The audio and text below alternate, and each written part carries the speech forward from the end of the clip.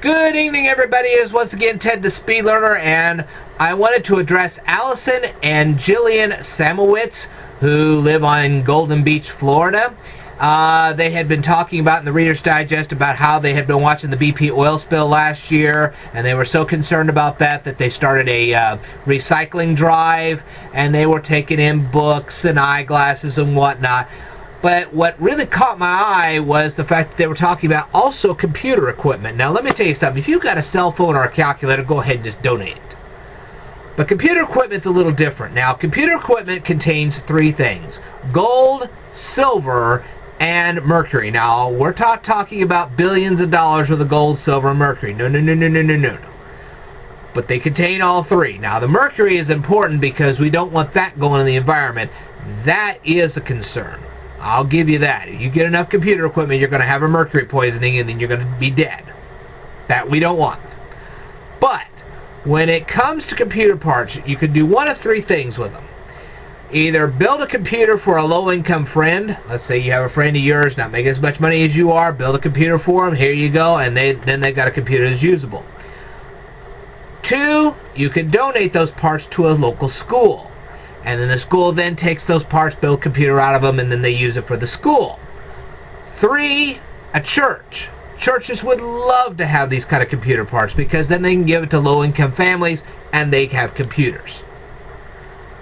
But there are organizations out there that are not going to tell you the truth on this, and I'm sorry they won't. But there are some organizations that do know that these parts have gold and silver in them, so what they do is they take your donations, they scrape that gold and silver out of there, and then they make money off of you. If you're not going to donate your parts to a school, a church, or to a friend, I would take those parts to a pawn shop.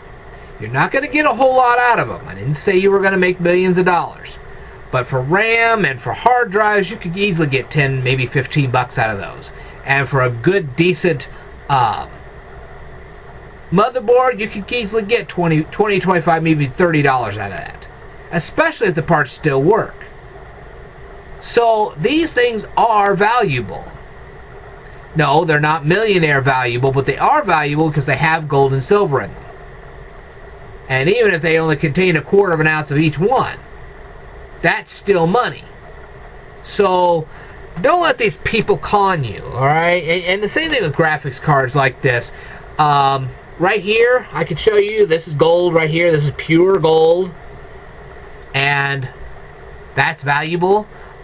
How much gold? I couldn't tell you. There's actually gold here. You can actually see it right there. And there's a little bit more down in this area here. There's a little bit more right there. That's real gold. Okay, not a lot. I didn't say you're going to be a millionaire off this, but that's gold. You don't just give that away. Anybody does that's an idiot. Okay, if you got a good friend, you're trying to help them out, that's one thing. You're trying to help out your school, that's building on your own future. Okay, and that's a good thing. You're trying to help a church, that's a Christian thing. But other than that, because let me tell you something, you give it to a church, God will reward you for that. So that's not a bad thing. But you just give it to some random organization. Some of those organizations are trying to collect your gold and silver, and they'll cash in and leave you in the dust. So I wouldn't just give it to just any organization. If you find an organization collecting parts, you ask them, are you giving it to a school or to a church?